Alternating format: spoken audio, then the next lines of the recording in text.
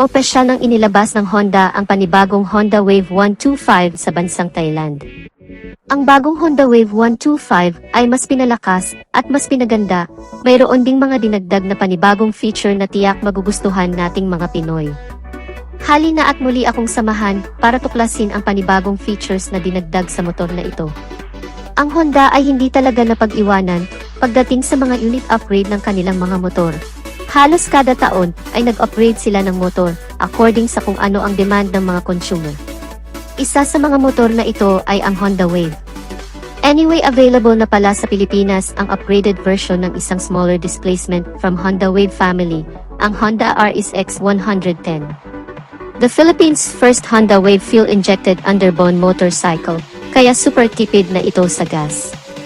Ngayon ang Honda 125 naman ang inaabangan natin na dalhin ng Honda dito sa Pilipinas. At siguradong sulit ang ating paghihintay sa bagong Honda Wave 125 dahil sa new generation looks at new generation technology na mayroon nito.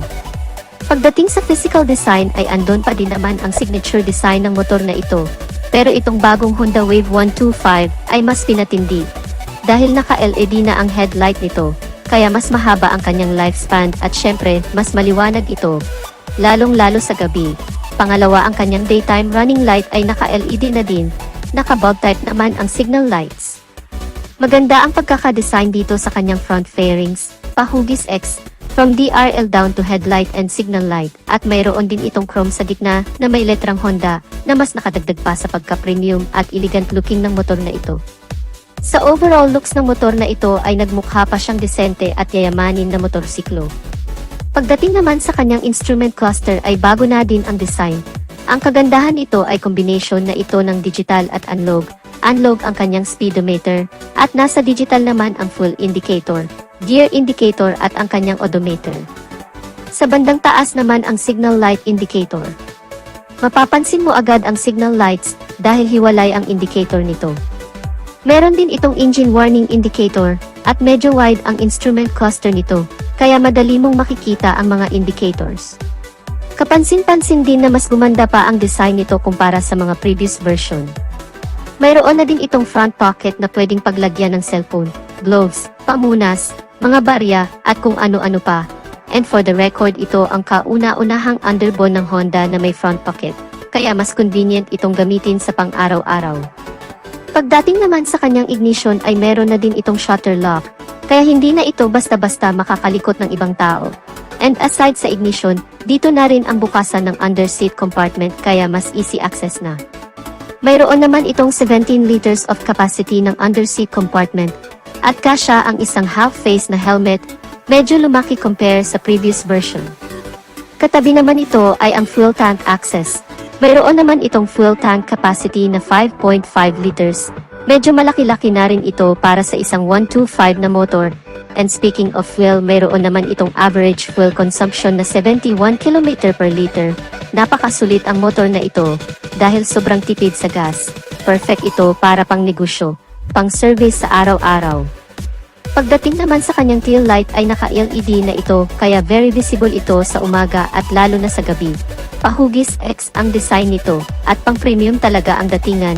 Ito pa lang ang kauna-unahang version ng Honda Wave 125 na naka-LED ang mga ilaw, kaya mas premium tingnan. Naka-emboss din ang logo nito na color silver na Wave 125, kaya mas cool na tingnan. Pagdating naman sa muffler ay mayroon na itong heat guard kaya mas safe na. Ang Honda Wave ay mayroong 124.9 cubic centimeter na engine displacement, single cylinder, single overhead cam, 4-stroke with 2 valves. Ang Honda Wave 125 ay naka-programmable fuel-injected na rin. Sa madaling salita ay napakatipid na sa gasolina ang motorsiklo nato. Ang cooling system naman ng motor nato ay naka-air-cooled na, ang ibig sabihin ay hangin ang ginagamit para mapanatiling malamig ang makina ng motor habang nasa long ride. Punta naman tayo sa kanyang maximum power. Mayroon itong 9 horsepower at 7,500 revolution per minute, at mayroon naman itong maximum torque of 10.1 Nm of peak torque at 5,000 revolution per minute with a compression ratio of 9.3:1. Mayroon naman itong bore and stroke na 52.4 mm by 57.9 mm. Proceed naman tayo sa kanyang overall dimension.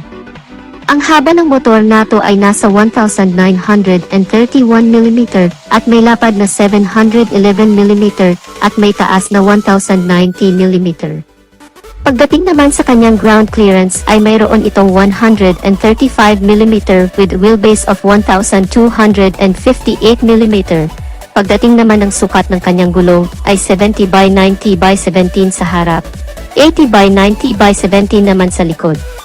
At naka-tubeless na ang naka-max version nito, habang yung naka-rem type naman ay naka-tube type pa din. Pagdating naman sa kanyang suspensions ay naka-telescopic fork sa harap at naka-dual shock naman sa bandang likuran. Pagdating naman sa kanyang starting system ay naka-electric start at kick start. Braking system ay naka-hydraulic disc brake sa harap at naka-drum brake naman sa likod. Mayroon naman itong bigat na 106 kilograms. Sa naka-mags may apat ito na color variation, ang red-gray, gray-blue, white-red, at ang black-gray.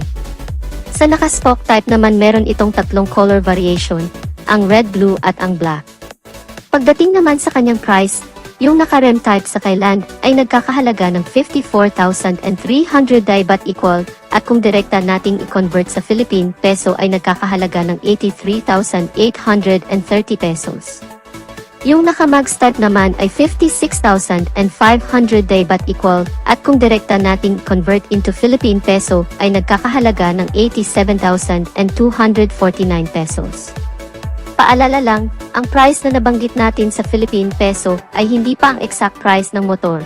Maari pa din itong tumaas o bumaba kung sakaling dadalhin na ng Honda ang bagong motor na ito sa Pilipinas. So ano ang masasabi niyo sa bagong Honda Wave 125 2023 version? Don't forget to leave a comment in the comment section down below. So dito na natin tatapusin ang ating video mga kamoto. Kung bago ka pa lang sa channel ko at hanap mo ay mga ganitong video content ay mag-subscribe ka na sa aking channel.